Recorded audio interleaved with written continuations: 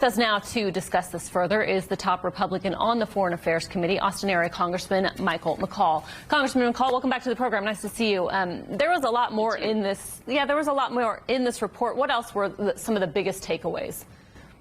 You know, for me, and I lived through this nightmare, if you will, was the disconnect between the intelligence community about the conditions on the ground and what was actually happening and how it was more imminent.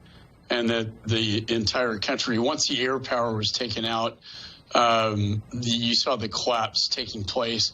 Top generals in the Pentagon were warning the same thing, but, you know, the State Department and White House, I guess, chose not to heed those warnings and paint a more rosy picture, which is why you saw, and this is not partisan, not both sides of the aisle.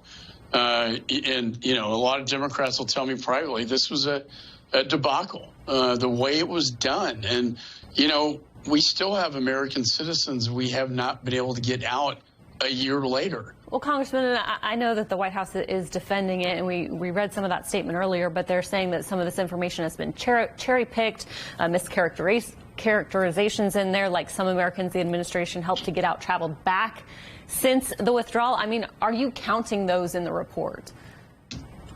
You know, I just heard about their response. Interestingly, Karina, they chose not to cooperate with our investigation.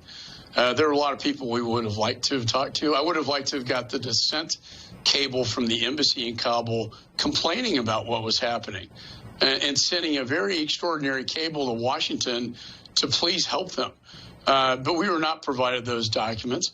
We haven't really had any hearings on Capitol Hill on this because I think my counterparts have been told to shut it down because the administration knows this is a bad news story and they want it to go away. But I, as a former federal prosecutor, I thought I'd handled this very professionally and very, you know, factually. And I'm sorry to see that they, in turn, are being, you know, partisan about this. But I would urge anybody to read the report. Well, and speaking to the partisan, because there has been criticism of this, I'll just ask you, I mean, what is the ultimate goal of this report? Republicans right now don't have subpoena power, but if Republicans win back the House in November, how much is this, that would happen? So how much is this just laying the groundwork for a deeper investigation into the president and some of those top aides?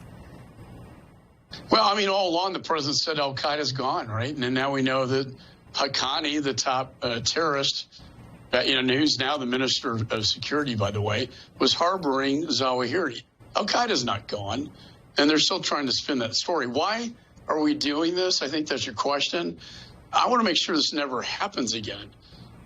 You know, we had to get private veterans organizations to save lives. It's been compared to Schindler's List where, you know, if you made it, if you were on the list, you lived, and if you weren't on the list, you were probably going to die.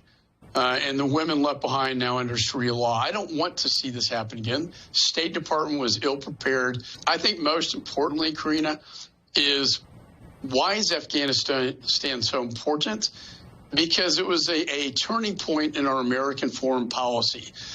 Putin was watching in Afghanistan.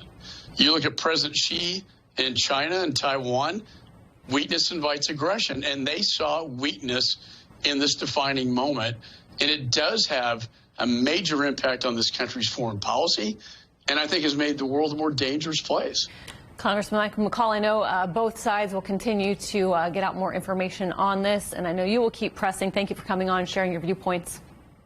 No, always a pleasure.